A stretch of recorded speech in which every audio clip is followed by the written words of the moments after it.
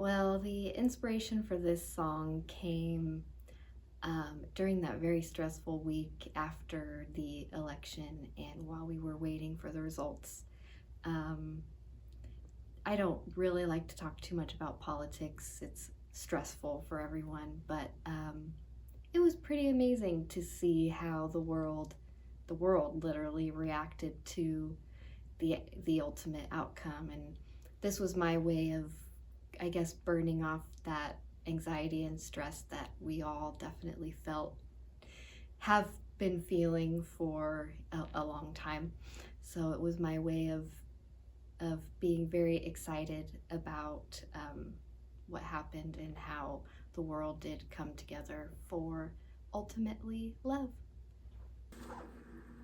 There's a thing among singers, particularly soul, jazz, gospel singers, where they say, tell a story. And they will describe each other in a way where they'll say, that singer can tell a story. And what they mean by that is not literal. It means that they can convey emotion with their singing.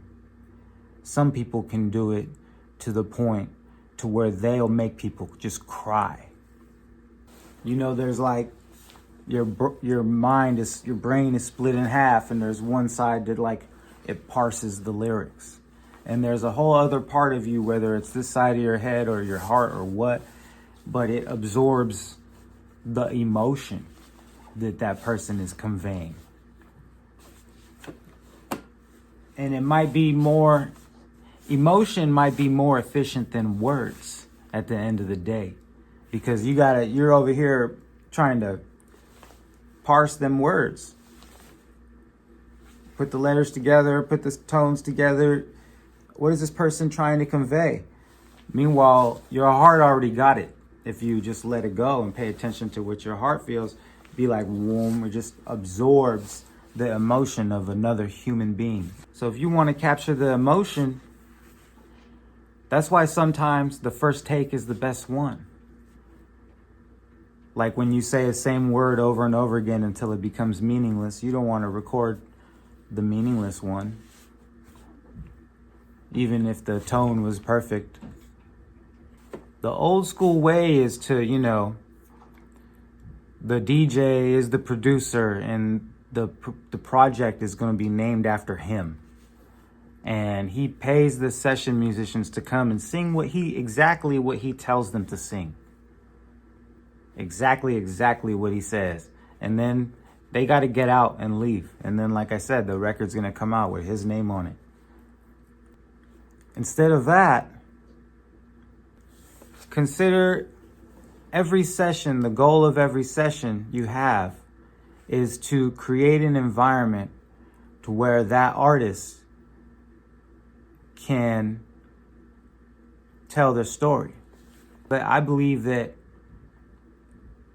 these musicians, these artists, when they can really play and they can really get in the zone and they can really tell their story, what they are doing is they're conveying feelings, thoughts, emotions, ideas that are sometimes indescribable with words. So you have to treat these people like the conduits that they are.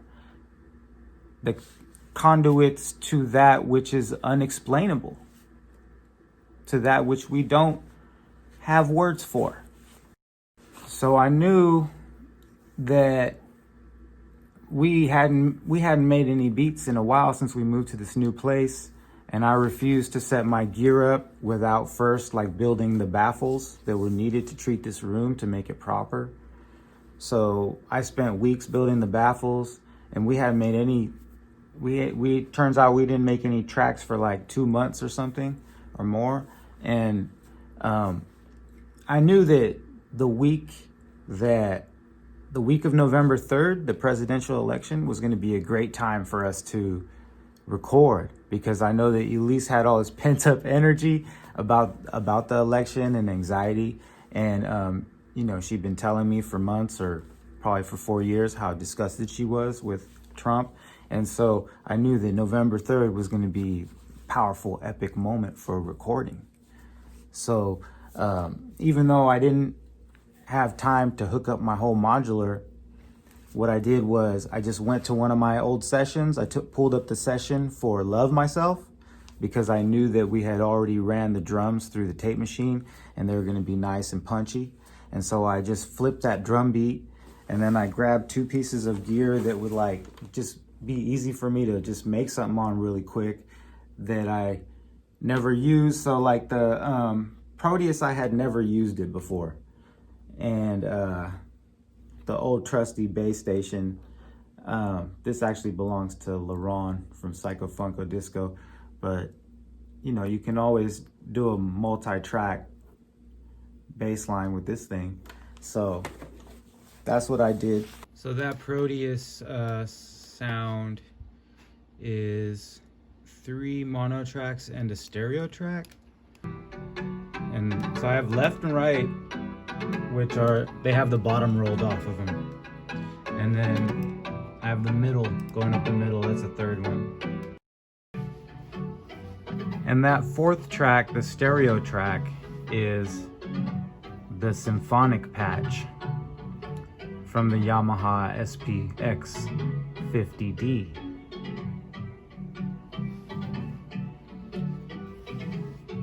When I started playing with this thing, I looked it up on YouTube, and the guitarists seem to love it, because they say that the dude that played guitar on the Black Sabbath records used the symphonic patch on his guitar. So I decided to try it on this chord part. Okay, I probably have way too many bass tracks. I think it started out with a bass sound from the Proteus World. I think it might be this one. I added more tracks from the bass station Rack, and I ended up adding a total of 1, 2, 3, 4, 5 more tracks of the same thing, just actually with different octave settings and slightly different filter settings.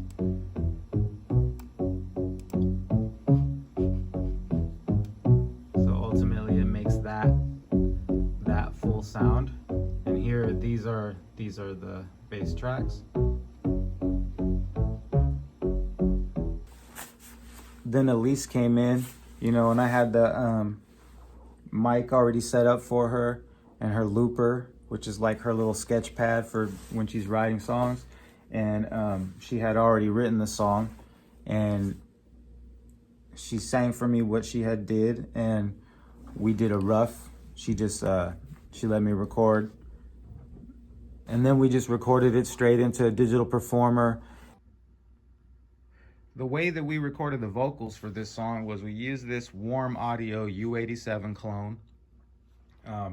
This mic sounds great for Elise's voice.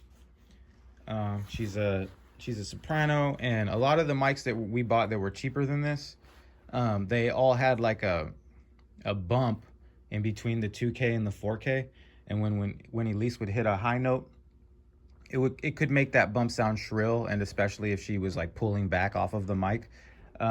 This mic has a crazy proximity effect, and it already does not have that bump. So when she's all up on the mic and she's like practically eating it for the whole session, that's usually a good recording. Even if she hits a high note, if she does not back off it, it gives me a nice thick sound.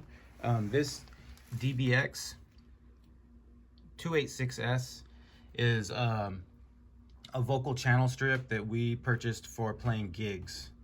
It has a preamp with phantom power, it has a compressor, it has a de-esser, it has an enhancer, which is if your sound sounds kind of muddy or muffly because of your whatever situation, probably your handheld mic, you're using an SM57, you just can dial that up and it'll give you some air. I don't ever use that. There's an expander gate and there's the output stage. So we use this preamp with this phantom power and that compressor. I did use the de-esser on the chorus, but then I turned it off because I noticed it was just cutting off the S's too much, and so I ended up manually turning down all the S's in the computer with the trim function. Then after that stage, after the DBX, we used as an insert this Aphex 9651 expressor from this DBX 900 series rack. And then once we got into the computer, I used the manual trim function to manually turn up and down the peaks of the vocal, just to kind of level it out manually. That is after we ran through 2 compressors. Like I've said before, I don't use limiting on vocals. Then one trick that we use this time that we never used before is we ran a compressor on the reverb. So I got the reverb from this Yamaha SPX50. Then what we did to that track was we put a compressor on it with the sidechain trigger coming from the lead vocal. So we patched the lead vocal into that as the trigger. And then every time she sings, it ducks the reverb, but only for the peak of each word, because each word, it's a peak, right? So then it leaves a tail, a nice tail, and that's how we did the vocals for this track. So I end up using the SPX 50 a lot on this track. So my friend, I believe it was Alan Aronoff that gave me this Yamaha SPX 50D digital sound processor. The effects unit, he said it wasn't making any sound. And by the looks of it, it looks like somebody tried to rip it out of a rack. As you can see right here, the ear is bent. So this thing was basically a doorstop in my apartment for years. I had this thing for years, and I think I plugged it in and tried it out once and just forgot about it because I was just busy doing a million other things. And once we moved to this new house, I decided to try it and to open it up and see what was wrong with it. It turns out that this input jack on the front panel was broken. And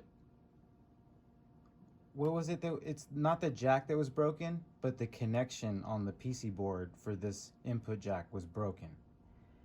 And it turns out that this specific model, this unit, SPX50D, the front panel jack, it has a switch, and when you use the front panel jack, the back panel jack no longer works. So the front panel jack has priority. And so being that the front panel jack was intermittent, this thing just didn't make any sound. And when I opened it up, I noticed that this jack had a problem, and so I resoldered it, and it works. I used a plate reverb for the lead vocal. I used a hall reverb on the chorus, the hook, whatever you want to call it.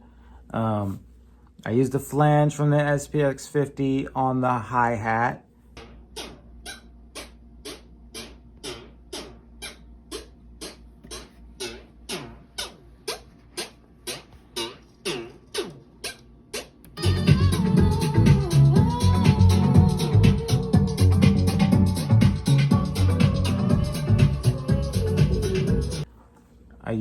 the symphonic chorus patch on the chords.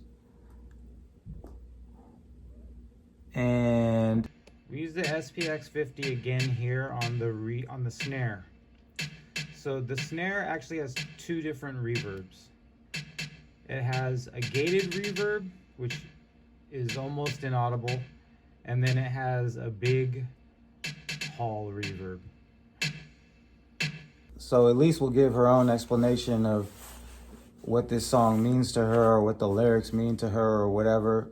I just think it means that, especially coming from the perspective of her and someone like her, that love always wins. And what I mean by that is, we were presented with some hateful shit, and they were like, yeah, get on the hate bandwagon with us haters.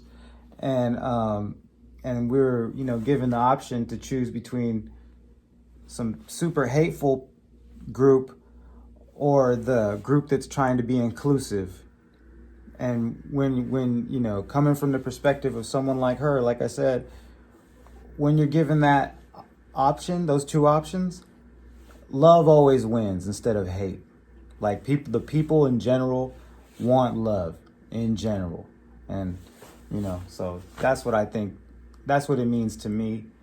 And so it's not only about the politics, but just in general, love always wins. Like, people, like when especially when it comes to women, like Elise, like they want love. They want goodness and happiness and love.